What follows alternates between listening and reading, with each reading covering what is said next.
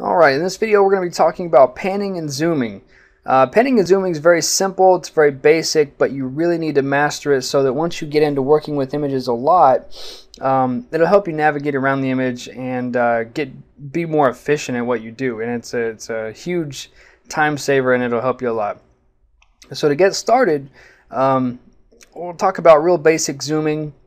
Real basic zooming would be holding down the Z button. That switches over to the zoom tool temporarily as long as you have it held down. If I let go, it switches back to the previous tool I was on.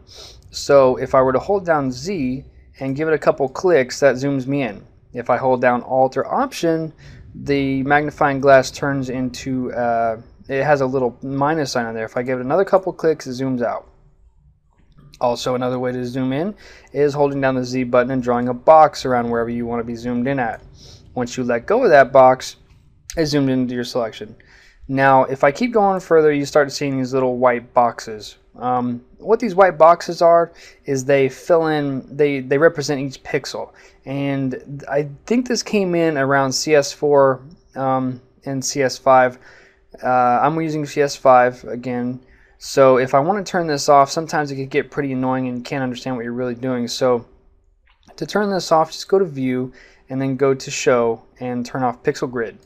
And that switches it right back to pixels. And I like to have it off because I haven't really been able to find the benefit in that.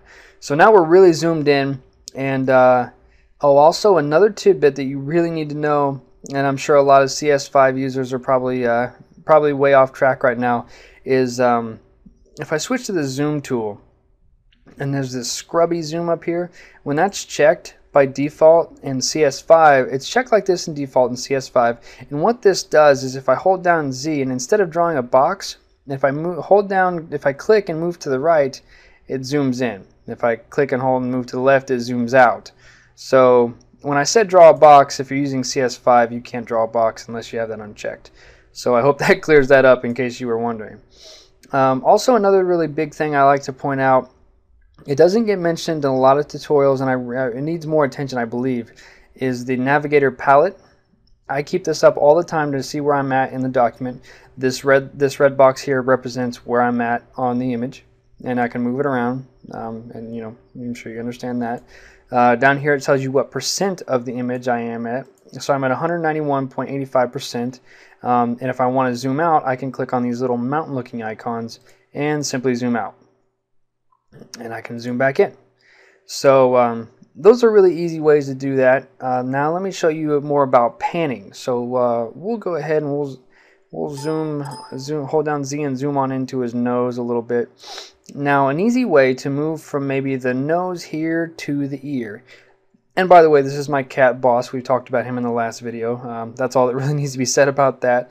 But if you want to move from his nose to his ear, there's three different ways I normally use to do that. One of them is holding down H and holding down click. So if I hold down H and then I hold down and click, it zooms out temporarily and gives me a wireframe of the box. This box is basically my screen, so once I move it over to his ear and let go, it zooms back in. And all I got to do to move it back, again, is hold down H, hold down click, move back to his nose and let go. Another way of doing this is simply dragging the little red box in the navigation, or the navigator panel, over to his ear and letting go. And yet another way of moving around is holding down the space bar and clicking and dragging. Now I use that a lot when I just don't have to move very far, but if you have to move really far across the screen, I would always recommend holding down H and clicking and moving around. Now some of the ways to get back to our full image are either clicking on this, on our little navigator panel over here till we get back to 100%, or whenever it fits your screen. Or you can go to actual, we'll talk about actual pixels in a second, but if you click fit to screen, it puts the image right in your workspace perfectly. If you go to fill screen, that will bump it all up to the borders there, and so it'll take up as much space as it can. Actual pixels will zoom it in to 100%. 100%, whether your image is this big or whether your image is huge, and it'll put it to its actual size. Print size, what print size does, and you have to turn on your ruler for this, so that's Control R. That'll bring up your ruler up along the top of here. What print size does is kind of give you a realization of how this would be like if you were to print it out actual size, because your monitor can't exactly replicate actual size. So I believe I have my ruler in inches. There's a 0 marker, and it looks like this is about 6.5 inches by about a little over 4, it looks like. And even if we zoom in more, it'll get closer to the ruler that we can actually see what's going on. So that's what really print size does for you. I don't use it a whole lot, so we'll go ahead and back to fit screen. So that's a little bit about panning and zooming. Like I said, once you get used to it, it all becomes really fluid, really natural, and that's basically all we need to know, and I'll see you in the next video.